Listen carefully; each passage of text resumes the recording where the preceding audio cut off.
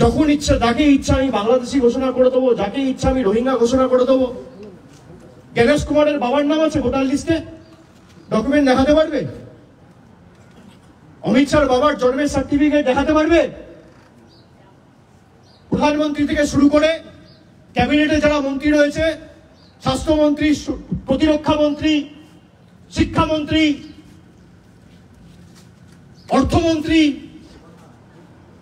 রেলমন্ত্রী, তার বাবার ঠাকুরদার জন্মের সার্টিফিকেট দেখাতে পারবে? যারা ইলেকশন কমিশনে কাজ করেন দেখাতে পারবেন? স্থানীয় যারা বিজেপির নেতারা যদি এখানে ঢোকেন, ঘিরে ধরবেন এদেরকে, বলবে বাবা ঠাকুরদার সার্টিফিকেট নিয়ে আয়, তারপর প্রচার করতে আসবে। বাবা ঠাকুরদার সার্টিফিকেট নিয়ে আয়, তারপর প্রচার করতে আসবি। বেঁধে রাখবেন, বেঁধে রাখবেন গাছে, পোস্টে বেঁধে রাখবেন, হাত তুলবেন না। আমরা শান্তিতে বিশ্বাস করি। বলবেন সার্টিফিকেট নিয়ে আয়, তারপর তো তৈরি খুলবো।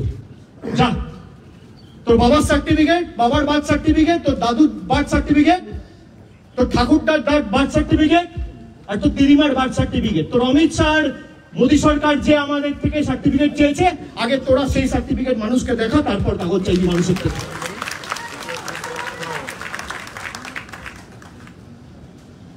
আর কেউ ভয় পাবেন না। 4 তারিখ থেকে এসআইআর এর ইনিউমারেশন ফর্ম ডিস্ট্রিবিউট হবে। জায়গায় জায়গায় তৃণমূল কংগ্রেসের ক্যাম্প থাকবে, আপনাদের পাশে দাঁড়াবে তৃণমূল কংগ্রেসের কর্মীরা, অতন্ত্র প্রহরীর মতো আপনার পাশে দাঁড়িয়ে আপনাকে সাহায্য সহযোগিতা হাত বাড়িয়ে দেবে। কেউ ভয় পাবেন না, ভয় পাওয়ার কোনো কারণ নেই। মমতা বন্দ্যোপাধ্যায় না থাকলে ভয় পেতেন, তৃণমূল না থাকলে ভয় পেতেন। যতদিন আমরা আছি নিশ্চিন্তে থাকুন।